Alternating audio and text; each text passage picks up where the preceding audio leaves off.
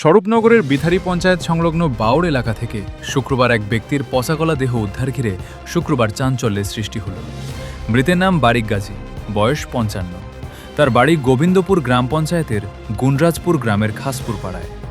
পরিবার সূত্রে জানা গিয়েছে, দিনমজুরির পাশাপাশি রাস্তার ধারে বা পরিত্যক্ত জলাশয় থেকে কচুর লতি তুলে বাজারে বিক্রি করেই জীবিকা নির্বাহ করতেন তিনি। পরিবারের দাবি, গত ২৯ এপ্রিল সকালে কচুর লতি তুলতে বাড়ি থেকে বেরিয়েছিলেন বারিক।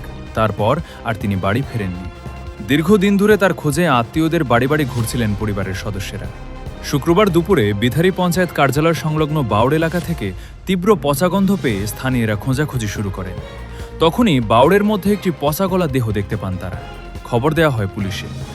ঘটনাস্থলে পৌঁছে দেহ উদ্ধার করে পুলিশ। পুলিশ সূত্রে খবর, দেহটি প্রথমে সারাপোল গ্রামীণ হাসপাতালে নিয়ে যাওয়া হয়। পরে ময়নাতদন্তের জন্য বসিরহাট পুলিশ মর্গে পাঠানো হয়। এখানে আমার বাবা তো ওই ভোটের দিন তো নিখোঁজ, তা খুঁজেছি সমস্ত জায়গায়। আজকে ৮-৯ দিন হয়ে গেল, খুঁজি পাইনি। এই আজকে এখান থেকে সংবাদ গেল যে একটা লাশ পাওয়া গেছে বিতারি বাঙড়ে। সেখানে আমি বুঝতে চাইলে আমার বাবা, তাই চলে এসছে এখানে। বাবা এই বাঙড়ে আসলো কেন? এই বটা তুলি, ওই কোষের বটা তুলি বেচাকেনা করে, ও চলে। কবে থেকে পাওয়া যাচ্ছিল না? এই ভোটের দিন থেকে। ভোটের দিন থেকে। তারপরে কিভাবে খবর পেলে? এই দোকানকে লোকজন বললো, তারপরে এখানে আসলাম। আসার পরে দেখলাম, এসে তারপর দেখতে পেয়েছে যে তোমার বাবা। হ্যাঁ। কি নাম ওনার? বারিক গাজী। ও বয়স কেমন হবে? ৫৫ বছর তো হবে।